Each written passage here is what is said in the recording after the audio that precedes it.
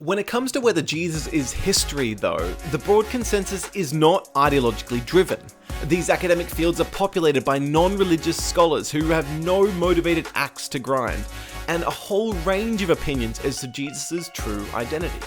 Rather, their monolithic conviction that Jesus actually existed comes down to one simple reality: the strength of the historical evidence.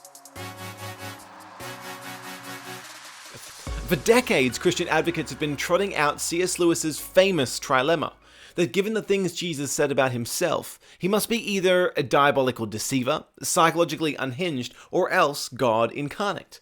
Supposedly, those were the only three logical options: liar, lunatic, or Lord. But in recent years, it has become increasingly popular in skeptical circles to suggest a fourth option: legend. That the stories about Jesus are historical fabrications. That Jesus of Nazareth never even existed, or if he did, he had nothing to do with the founding of Christianity, such that Christian faith is a castle built in the clouds. It has no solid historical foundation. Those who promote this view are often termed Jesus mythicists, and whilst its academic defenders, people like George Elbert Wells, Richard Carrier, and Robert Price, are astonishingly few in number, when surveyed, a surprising number of adults across the Western world expressed serious doubt over whether Jesus of Nazareth ever even existed. So what does the Christian story say about whether Jesus is history? Did Jesus really exist? Well, despite the popularity of the non-existence hypothesis at a street level and on skeptical forums, it's important to know just how extreme fringe this view is when it comes to mainstream scholarship. Bart Ehrman, the famed biblical scholar who is himself skeptical of God's existence, certainly no friend of Christianity, he nonetheless penned the book Did Jesus Exist? To explicitly refute Jesus mythicists, arguing that the evidence for Jesus, it's so overwhelming that he calls it silly to deny it. John Dixon, an ancient historian who teaches on the historical Jesus, he even went public on social media years ago with the challenge that he would eat a page of his Bible if someone could name a single credentialed professor of classics, ancient history, or New Testament studies in a reputable university somewhere in the world that denies that Jesus existed. To date, John's Bible remains whole. Now, my goal with this counterpoint is not to belittle Jesus mythicists as foolish. There can be a real danger in simply flexing the academic muscles of the majority, where we can fall prey to appealing to authority, substituting real evidence for expert opinions as though academic credentials make the case for us. When it comes to whether Jesus is history, though, the broad consensus is not ideologically driven. These academic fields are populated by non-religious scholars who have no motivated axe to grind, and a whole range of opinions as to Jesus' true identity. Rather, their monolithic conviction that Jesus actually existed comes down to one simple reality: the strength of the historical evidence. So what is the evidence for the historical Jesus? Well, let's start with the Christian sources, whether found in the New Testament documents or in the extra-biblical literature of the 1st and early 2nd century church. Our earliest known sources for the historicity of Jesus of Nazareth come from a series of letters written by the Apostle Paul. Penned within 3 decades of Jesus' death, and some much earlier, Paul affirms the historical creed of Jesus' death, burial, and resurrection.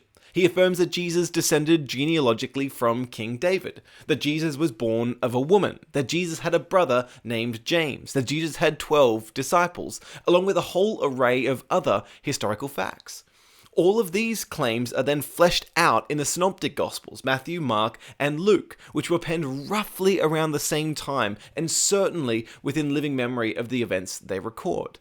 Add to this the rest of the New Testament documents, including letters from James and Jude as 2 of Jesus' half-brothers, and the 1st and early 2nd century sources by the next generation of church leaders, people like Clement of Rome, Ignatius, Polycarp, and Papias, and you have a wealth of Christian sources for the historical Jesus. But let's say you're skeptical of Christian sources.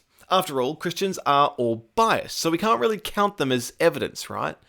Only that is not the approach of secular historians. Just because people are persuaded that Jesus was who he claimed to be, Lord, does not nullify their worth as historical sources. Take Luke's Gospel, for instance. There the author expressly sets out to write an orderly account of Jesus' ministry, having interviewed eyewitnesses carefully to determine what really happened. And when it comes to the fleshy details of what he wrote, Luke's historical value has been repeatedly vindicated as we better piece together the past. And so, as a source, he's taken seriously by secular historians. That is not to say that skeptical scholars swallow miracle stories wholesale, taking everything Christian sources say as gospel truth. If they did that, they'd all become Christians. No, what historians do is they weigh individual claims, looking for a whole range of criteria across the various sources to see whether we can confidently affirm what actually happened in history. So we have good evidence that Jesus existed from the Christian sources. But let's say you didn't trust the motives or intelligence of these morally upright people who penned incredible literature and spent their lives sacrificially serving the poor, and so you threw out anything written by Christians. What is the non-Christian evidence for the existence of Jesus? Well, you're in luck, because Jesus is better attested to in non-Christian sources than nearly anyone in the ancient world outside the emperors, which is no small feat for an obscure itinerant preacher from a backwater Roman province. Search the records and there are numerous mentions of Jesus in sources like the Jewish historian Flavius Josephus, the Roman historian Tacitus, the Roman magistrate Pliny the Younger, the Greek satirist Lucian, and the Babylonian Talmud penned by the Jews. In fact, no less than 12 non-sympathetic sources in the first 2 centuries AD mention something about the existence of Jesus of Nazareth, and in many cases corroborate some of the New Testament's claims. Even if you cut out the secular sources that are disputed, like one passage in Josephus where it is thought that later copyists added to his original words, there is still a mountain of historical sources that affirm that Jesus definitely existed. Were you to pile all of them together, the Jewish, Christian, and Greco-Roman accounts, there are 42 different sources for the historical Jesus that were all penned while Christianity was still a tiny rogue contingent of the ancient world. So the non-existence hypothesis, the idea that Jesus was just a historical fabrication, does not stand up to scrutiny. There is a reason why secular scholars in this field consider Jesus mythicists to be the ideological equivalents of flat earthers. They just don't seem willing to accept where the evidence overwhelmingly points. Jesus really did exist. And so, since truth invites questioning, you're invited to explore the historical evidence about Jesus for yourself, asking what makes the most sense of the claims in these sources. Was Jesus a liar, cunningly deceiving those around him?